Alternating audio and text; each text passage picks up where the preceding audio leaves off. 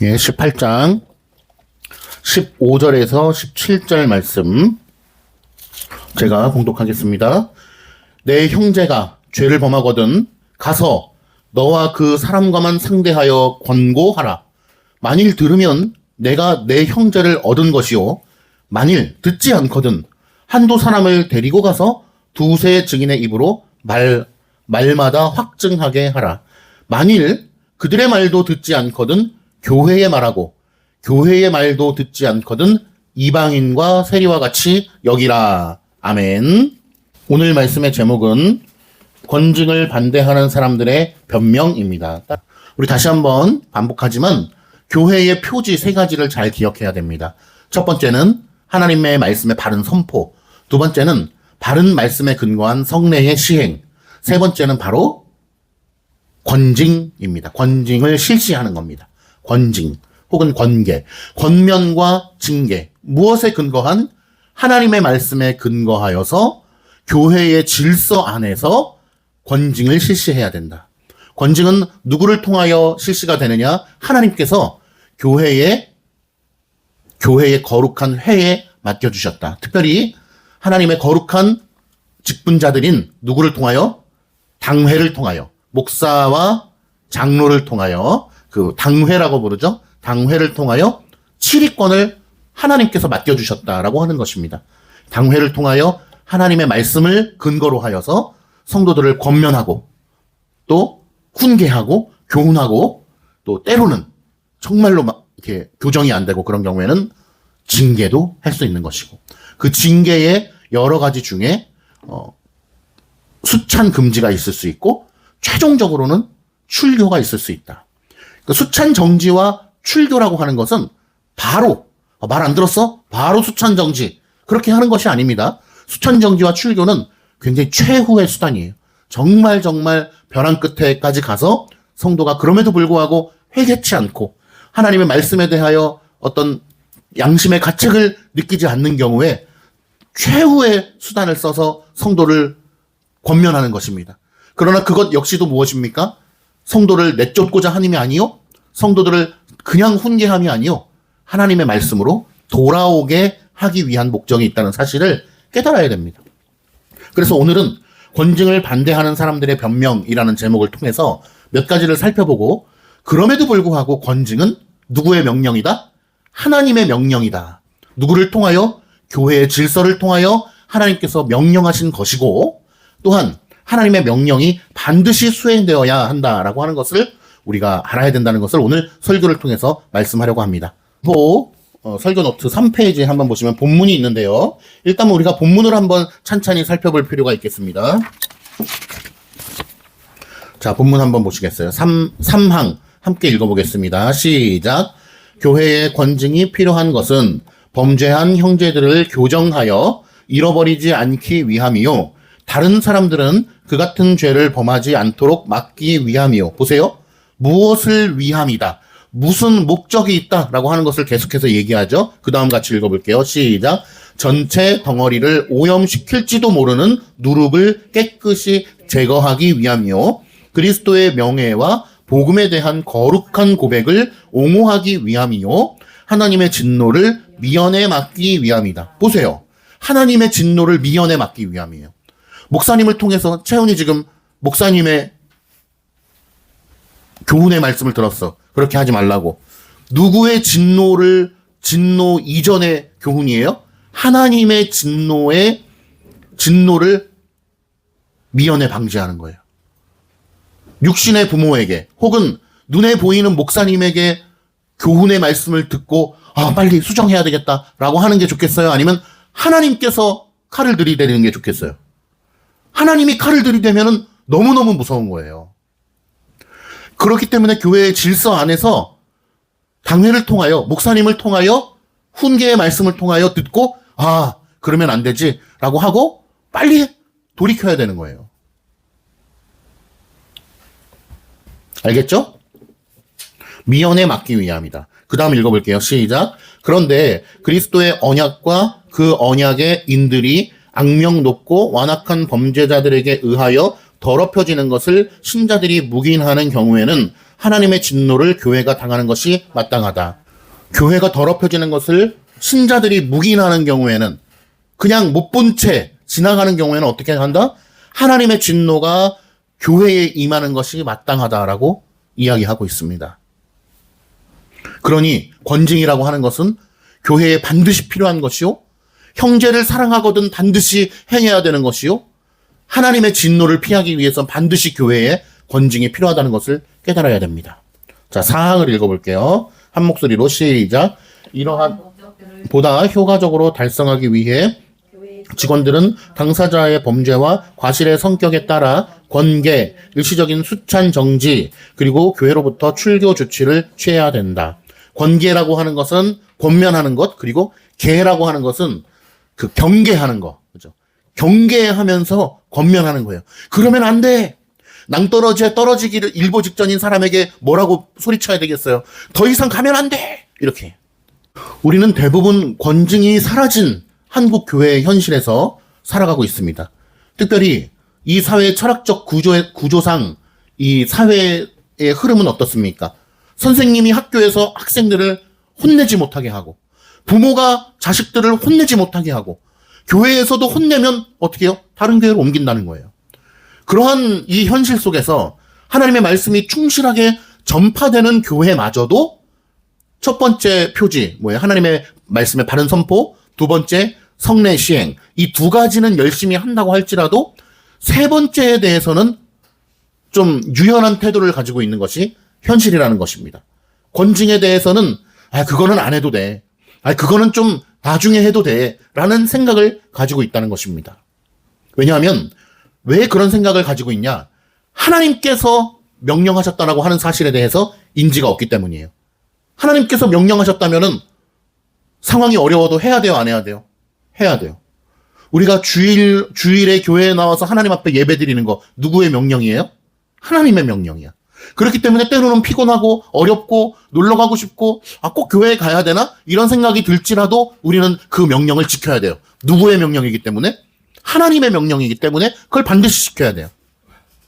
그러므로 교회의 표지 세 가지, 특별히 마지막 표지인 권징을 바르게 실시하는 것 역시 누구의 명령이기 때문에? 하나님의 명령이기 때문에 교회에서 반드시 권징을 실시해야 된다. 그러나 그런 인지가 없기 때문에 다른 거는 다 열심히 해도 권징은 좀 우리가 느슨하게 해도 돼. 나중에 해도 돼. 그거는 하지 말아야지. 성도가 상처받으니까 하지 말아야 돼. 라고 하는 인지를 가지고 있다는 사실에 우리는 슬퍼해야 되는 것입니다. 예수 그리스도께서 우리에게 명령하셨다는 사실, 그리스도께서 이 교회의 머리요, 왕이시요, 지도자시요, 그리고 절대적인 주권자이시다라고 하는 것을 우리가 인식할 때 그리스도의 명령을 따르는 것 외에는 우리는 다른 것을 선택할 여지가 없는 것이죠. 그러므로 권징을 반대하는 사람들의 주장을 우리가 매력적으로 들릴지 몰라도 그들의 주장의 정당성은 전혀 없는 것입니다. 왜냐하면 오히려 하나님의 명령을 반대하고 거스르는 것이기 때문에 그렇습니다.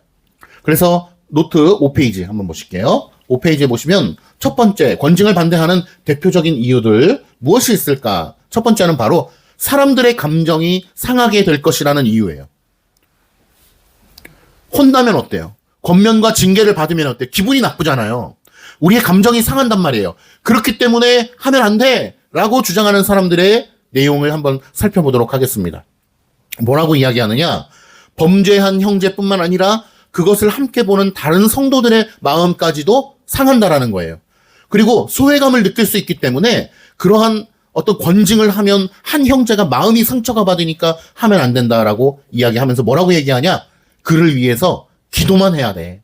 하나님께서 그의 마음에 깨달음을 주셔서 범죄를 깨닫고 하나님 앞에 돌아올 수 있도록 그를 위하여 기도만 해야 돼. 라고 이야기하는 것은 된다, 안 된다? 안 된다라는 것입니다. 그를 위하여 권면과 훈계하고 교훈해야 돼요. 누가? 교회의 지도자들이. 특별히 교회의 지도자라고 하는 것은 오늘 누구를 이야기하는 겁니까? 목사님과 장로님, 당회를 통하여 그런 범죄한 형제에게 권면과 또 권면과 징계를 해야 된다라고 이야기하는 것입니다. 교훈해야 돼요. 가르쳐줘야 돼요. 그래서 때로는 가만히 있는 것이 사랑인 것처럼 보일 수도 있어요. 가만히 있는 것이 온유한 것처럼 보일 수 있으나 가장 온유한 것은 무엇입니까? 하나님의 말씀대로 하는 것이요. 가장 온유한 것은 형제를 사랑하는 마음으로 그렇게 하면 안 돼요 라고 얘기해 주는 것이 바로 온유한 것이다라는 것을 깨달아야 됩니다. 권징은 결코 잔인하거나 교만한 행위가 아니라 오히려 하나님의 명령을 따르는 거예요.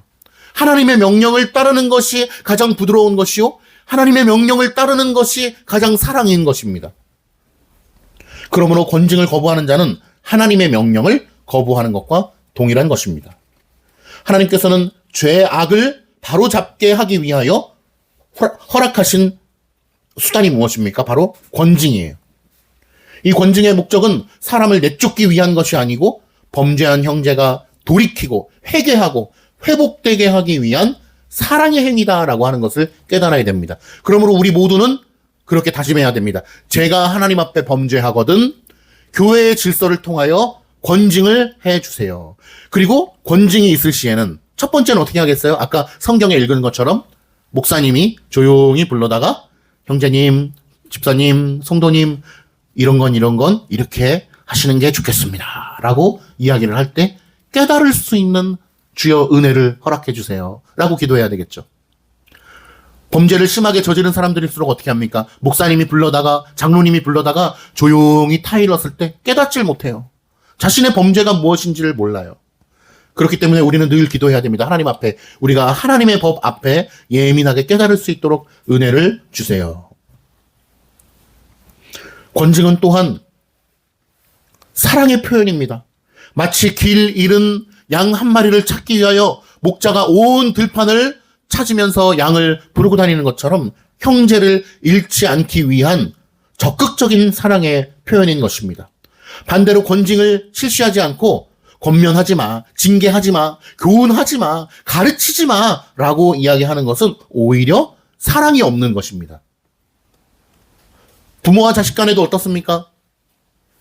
그냥 니들이 하는 대로 알아서 해. 부모는 신경 안 쓸 거야. 무엇을 하든지 네가 원하는 대로 해. 우리는 신경 안 쓸 거야. 오히려 사랑이 없는 것이죠. 진정으로 자녀를 사랑하는 부모라면 자녀가 그릇된 길로 갈 때, 곁길로 갈 때 낭떠러지로 떨어지기 직전에 그를 붙잡아야 되는 것입니다. 전에 그러한 죄를 짓기 전부터 그러한 것은 죄다. 그러한 것은 하나님 앞에 나쁜 것이다라는 것을 가르쳐줘야 되는 것입니다. 이러한 것을 우리가 바르게 시행하지 않았을 때 어떻게 됩니까? 교회 전체가 다 그 곰팡이로 말미암아 물들게 되는 것입니다. 죄라고 하는 곰팡이로 교회 전체가 물들게 되는 것입니다. 곰팡이라고 하는 건 우리 어린 친구들은 잘 모를 수 있지만 곰팡이가 피어나게 되면요. 그 곰팡이가 순식간에 전체를 다 집어삼키게 돼요.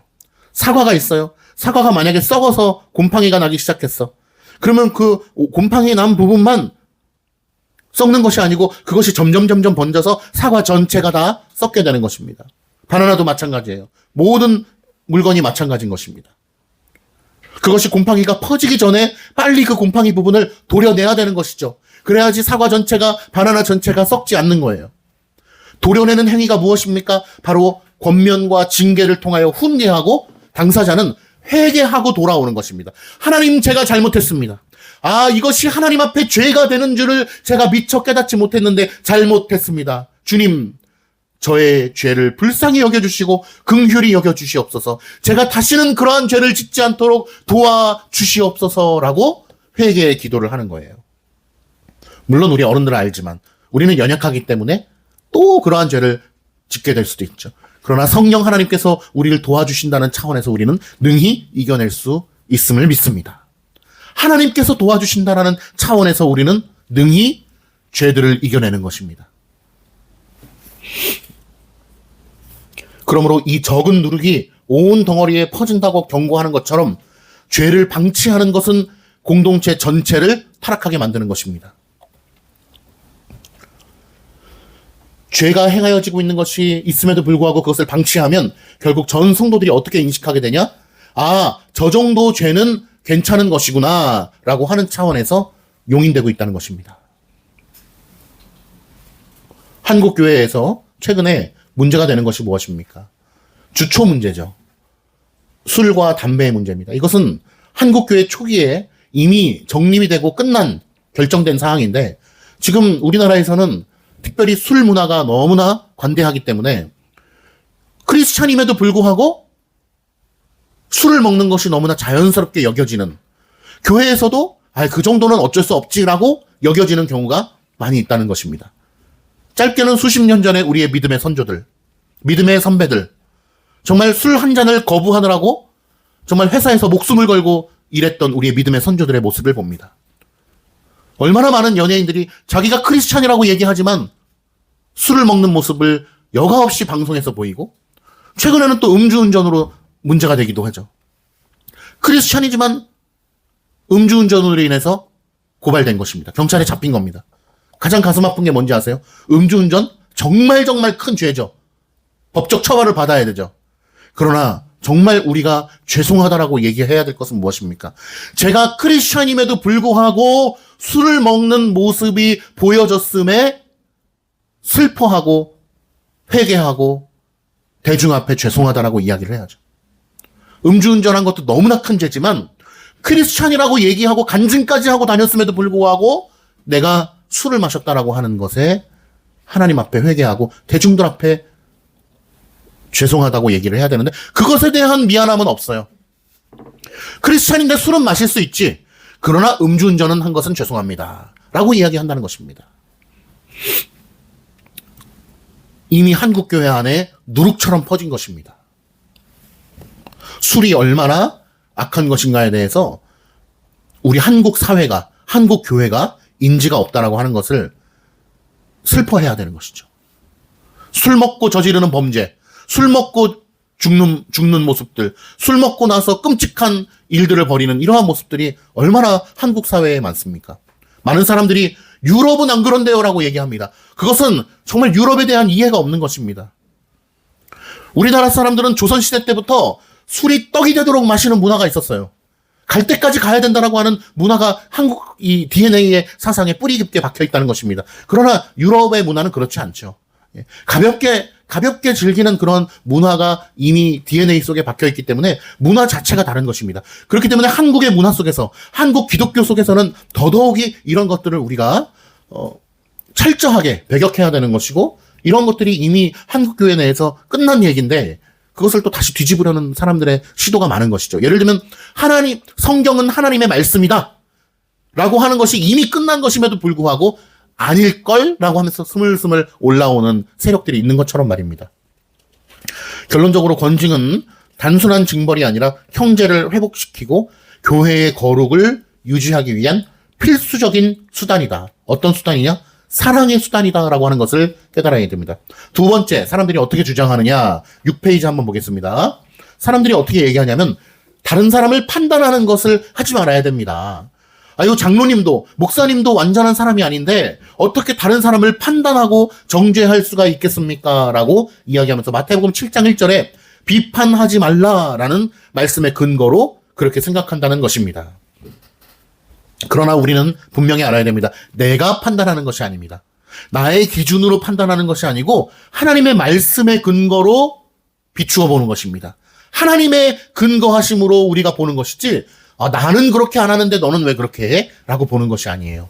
하나님의 말씀을 근거로 해서 성도들을 돌아오게 하기 위하여 권징하는 것이다. 그리고 권징은 사람들이 오해하는 경우가 있는데 그 영혼을 최종적으로 판단하는 행위가 아닙니다. 당신은 죄를 지었으니까 지옥, 당신은 죄를 안 지었으니까 천국, 이렇게 판단하는 행위가 아니라 교회 공동체 안에서의 질서를 바르게 세우기 위하여서 그것을 행하는 것입니다. 교회의 거룩함을 유지하기 위하여.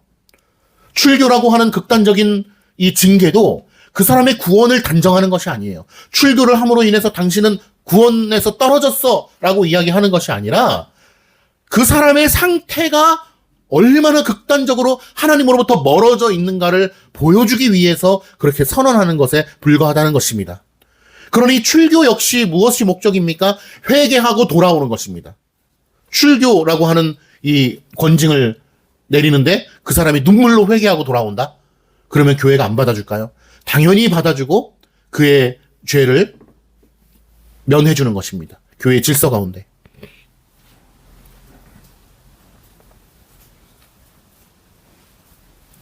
이번에 6페이지, 이번에 밑에서 두 번째 문단 한번 보시겠어요? 무엇보다 권징은 그리스도의 명령이기 때문에 중요하다. 교회는 사람들의 감정보다 그리스도의 명예와 진리를 우선해야 한다. 현대사회는 어떻습니까? 개개인의 감정을 중시 여겨요. 슐라이어 마허는 뭐라고까지 이야기합니까? 당신의 감정이 곧 신앙이다. 당신이 느끼는 바가 곧 신앙이다. 라고 이야기한단 말이에요.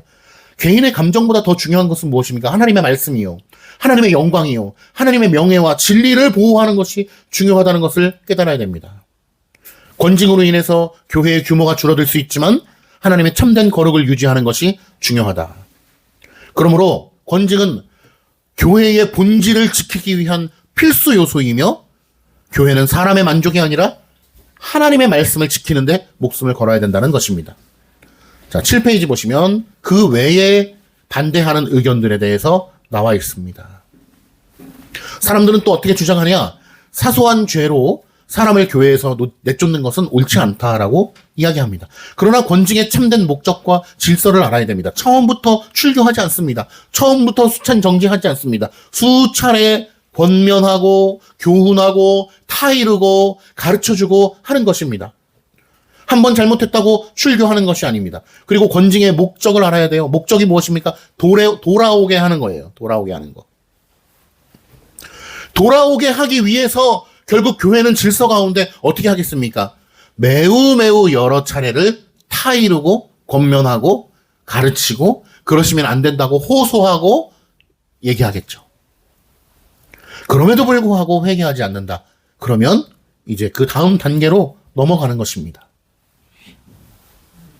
죄를 지었음에도 불구하고 하나님 앞에 양심의 가책을 느끼지 않는다. 말씀 앞에 양심의 가책을 느끼지 않는다면 교회 전체를 위하여 권징의 질서를 우리가 밟아야 된다는 것을 이야기합니다. 처음에는 한 사람이 먼저 가서 그 다음에는 소수의 증인과 함께 권면하고 그래도 회개하지 않을 때는 교회가 개입하는 단계적 과정을 거치는 것입니다. 말씀으로 설득하는 거예요. 개인의 어떤 인격적인 성숙함으로 설득하는 것이 아니고 말씀으로 설득해서 자발적인 회개에 이르게 하는 것입니다. 최종 목적이 출교, 내쫓는 것 아닙니다. 돌아오게 하는 거예요. 깨닫게 하는 것입니다. 하나님의 은혜가 있는 자는 작은 가르침에도 눈물로 회개하고 깨닫고 돌아올 것입니다. 그러나 완악한 마음을 가지고 있는 자는 끝까지 자신의 고집을 꺾지 아니하고 자기가 하나님 앞에 무슨 죄를 졌는지 깨닫지 못하게 될 것입니다. 오늘 권징에 대해서 살펴보았습니다. 권징의 목적에 대해서 우리가 잘 알아야 되고 권징은 교회 내에서 반드시 필요한 것이다라고 하는 것을 깨달아야 됩니다. 누구의 명령이기 때문에? 하나님의 명령이기 때문에 반드시 필요한 것이다. 그리고 질서 가운데 행하여진다. 이 사회에서도요, 내가 범죄를 당했을 때 그 가해자에게 내가 개인적으로 복수하는 것이 금지되어 있습니다. 반드시 공권력을 통해서 법에 응당한 심판을 받게 되어 있습니다. 그것은 어디로부터 기인한 것이냐? 교회의 법으로부터 기인한 것입니다. 교회에서 우리 성도님들이 내가 볼 때 저건 문제인데 라고 해서 내가 직접 가서 그러면 안 돼 라고 이야기하면 안 됩니다. 교회의 질서를 통하여 교회의 공권력은 누구입니까? 당회입니다. 당회의 권위를 통하여 성도들에게 교훈하고 훈계하고 가르치고 권징하는 것이 바로 하나님의 질서에 맞는 것입니다.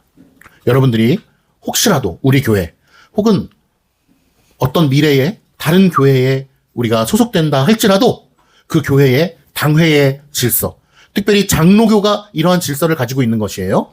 장로교회에서 이러한 질서에 순종하는 것은 너무나 합당한 것이고 이것은 하나님의 명령이고 하나님의 질서 가운데 있는 것입니다. 이러한 질서 가운데에 순종할 수 있게 되기를 간절히 축복합니다.